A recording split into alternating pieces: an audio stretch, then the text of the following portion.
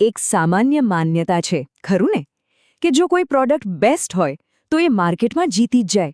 પણ શું ખરેખર આવું થાય છે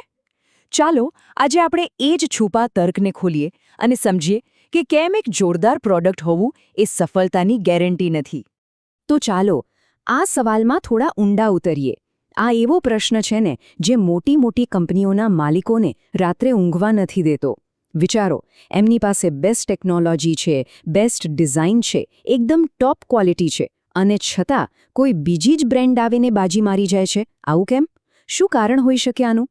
જાણો છો આનો જવાબ પ્રોડક્ટની અંદર નથી પણ પ્રોડક્ટને ગ્રાહક સુધી પહોંચાડવાની આખી પ્રોસેસમાં છુપાયેલો છે એક એવી જબરજસ્ત અદૃશ્ય સિસ્ટમ છે જે હંમેશા પડદા પાછળ રહીને આખું ચિત્ર બદલી નાખે છે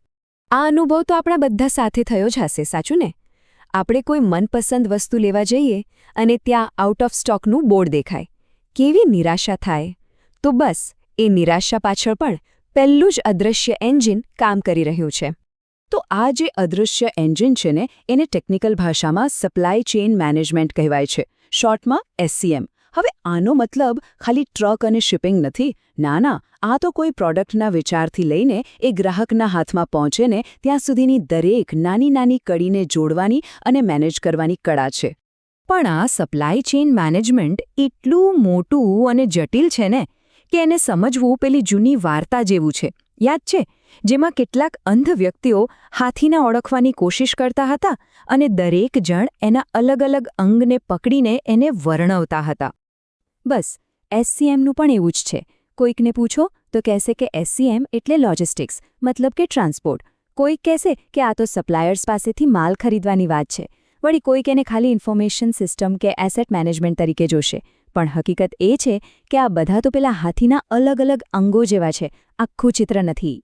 સરળતા માટે SCMના નિર્ણયોને આપણે બે ભાગમાં વહેંચી શકીએ પહેલું છે કન્ફિગ્યુરેશન આ એટલે મોટા લાંબા ગાળાના નિર્ણયો જેમ કે ફેક્ટરી ક્યાં બનાવવી આ કંઈ રોજે-રોજ નથી બદલાતું અને બીજું છે કોઓર્ડિનેશન આ એટલે રોજબરોજના નિર્ણયો જેમ કે આજે ગોડાઉનમાં કેટલો સ્ટોક રાખવો કાલે કેટલો માલ મોકલવો આ બધું ચાલો હવે આ બધી મોટી થિયરીની વાતોને બાજુ પર મૂકીએ અને એકદમ જમીન પર ઉતરીએ એક સાવ સાદા પણ મજેદાર ઉદાહરણથી સમજીએ જોઈએ કે આ મોટી વૈશ્વિક સિસ્ટમ એક નાનકડી કબાબની દુકાનમાં કેવી રીતે કામ કરે છે હવે સવાલ એ છે કે આ બધી મોટી સ્ટ્રેટેજી જમીન પર લાગુ કેવી રીતે થાય એનો જવાબ છે સ્ટેન્ડર્ડ ઓપરેટિંગ પ્રોસિજર્સ એટલે કે SOPs સાવ સાદી ભાષામાં કહીએ તો આ એવા નિયમોનો એક સેટ છે જે પાક્કું કરે છે કે દરેક કામ પછી ભલે તે ગમે ત્યાં થતું હોય એક જ સરખી રીતે અને સાચી રીતે થાય જેમ કે SCMનો એક મોટો સિદ્ધાંત છે મટીરિયલ ફ્લો મેનેજમેન્ટ આનો મતલબ કે કાચા માલથી લઈને તૈયાર પ્રોડક્ટ્સ સુધીના આખા પ્રવાહને કંટ્રોલ કરવો હવે થિયરીમાં તો આ બહુ ભારેખમ અને જટિલ લાગે છે બરાબર ને પણ રિયલ લાઈફમાં ચાલો જોઈએ એ કેવું દેખાય છે જો આ છે PT બાબા રાફી એક કબાબ કંપની એ લોકોએ આ મટીરિયલ ફ્લોના જટિલ સિદ્ધાંતને કેટલો સિમ્પલ બનાવી દીધો છે જ્યારે એમના કોઈ આઉટલેટ પર કોઈ વસ્તુ ખલાસ થઈ જાય તો ત્યાંનો ઓપરેટર બસ એક WhatsApp મેસેજ કરી દે છે અને સાથે ઓનલાઈન મેન્યુમાંથી એ આઇટમ હટાવી દે છે બસ થઈ ગયું કામ જુઓ સિદ્ધાંત ભલે ગમે તેટલો જટિલ હોય એનો ઉકેલ એકદમ સાદો હોઈ શકે છે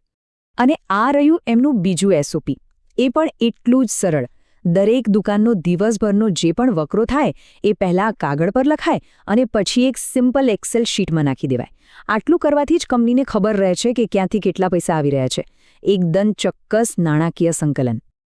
ઓકે તો માની લઈએ કે પ્રોડક્ટ એકદમ જોરદાર છે સપ્લાય ચેઇન પણ પરફેક્ટ છે બધું જ બરાબર છે પણ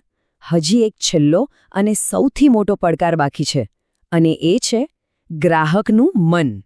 આ એક વાક્ય છે ને એ આખી રમત બદલી નાખે છે લોકો જરૂરી નથી કે બેસ્ટ પ્રોડક્ટ જ ખરીદે એ લોકો એ બ્રાન્ડમાંથી બેસ્ટ પ્રોડક્ટ ખરીદે છે જેને એ પહેલાથી જ ઓળખતા હોય મતલબ કે ક્વોલિટીની સાથે ઓળખાણ પણ એટલી જ જરૂરી છે એક મિનિટ માટે વિચારો આપણે કોઈ સુપરમાર્કેટમાં ઊભા છીએ એક શેલ્ફ પર એક જ જેવી 10 અલગ બ્રાન્ડની વસ્તુઓ પડી છે શું આપણી પાસે એટલો સમય છે કે આપણે દરેકની સરખામણી કરીએ એના વિશે વાંચીએ ના તો પછી આપણે પસંદગી કેવી રીતે કરીએ છીએ કઈ રીતે નિર્ણય લઈએ છીએ આપણા આ વર્તન પાછળ એક વૈજ્ઞાનિક કારણ છે, જેને કહેવાય છે કોગ્નિટિવ માઇઝરિઝમ. આનો સીધો સાદો મતલબ એ છે કે આપણું મગજ એકદમ આળસુ છે. એ એનર્જી બચાવવા માંગે છે, એટલે એ લાંબી ચોડી ગણતરી કરવાને બદલે શોર્ટકટ શોધે છે. અને સુપરમાર્કેટમાં સૌથી સહેલો શોર્ટકટ કયો? બસ એ બ્રાન્ડ ઉઠાવી લો જેનું નામ સાંભળેલું લાગે. આ એક સાચો કિસ્સો છે. એક માર્કેટિંગ એજન્સીએ એકદમ બ્રિલિયન્ટ પેચ આપી, પણ પ્રોજેક્ટ ગુમાવી દીધો. જ્યારે ક્લાયન્ટને પૂછ્યું કે કેમ, તો એમનો જવાબ શું હતો ખબર છે? અમે પેલી બીજી કંપનીને પહેલેથી ઓળખતા હતા અને બસ એ યોગ્ય લાગ્યું. અહીં કોઈ લોજિક નહોતું, બસ એક ફિલિંગ હતી. તો આનો મતલબ શું થયો? મતલબ એ કે ખરીદનાર દુનિયાની બેસ્ટ પ્રોડક્ટ નથી શોધતો, એ તો એ બ્રાન્ડ્સમાંથી બેસ્ટ પ્રોડક્ટ શોધે છે જેને એ પહેલાથી ઓળખે છે. જો લોકો કોઈ બ્રાન્ડને જાણતા જ નથી, તો પછી એ બ્રાન્ડ કેટલી પણ સારી કેમ ન હોય, એ તો રેસમાંથી જ બહાર છે. તો અત્યાર સુધી આપણે પડદા પાછળની સિસ્ટમની વાત કરી અને પછી ગ્રાહકના મનની વાત કરી. હવે ચાલો આ બધા ટુકડાઓને જોડીએ અને સફળતાનું એક આખું સ્પષ્ટ ચિત્ર તૈયાર કરીએ. તો આ રહી બિઝનેસ સફળતાની 3 ચાવીઓ, 3 સ્તંભ. નંબર 1, સિસ્ટમ પર માસ્ટરી મેળવો, મતલબ કે એકદમ કાર્યક્ષમ સપ્લાય ચેઇન બનાવો. નંબર 2, એક્ઝિક્યુશનને પરફેક્ટ બનાવો, એટલે કે સ્પષ્ટ SOPs વડે કામને પાર પાડો. અને નંબર 3, જે સૌથી અગત્યનું છે, ગ્રાહકનું મન જીતો, એટલે કે મજબૂત બ્રાન્ડ વિઝિબિલિટી ઊભી કરો. ટૂંકમાં, સફળતા એ વાત પર નથી કે કોઈ બિઝનેસ શું બનાવે છે. સફળતા એ વાત પર છે કે એ બિઝનેસ કેવી રીતે ચાલે છે અને લોકોને એ કેવી રીતે યાદ રહે છે. પ્રોડક્ટ, પ્રોસેસ અને પરસેપ્શન, આ ત્રણેયનું સંતુલન જ સફળતા અપાવે છે.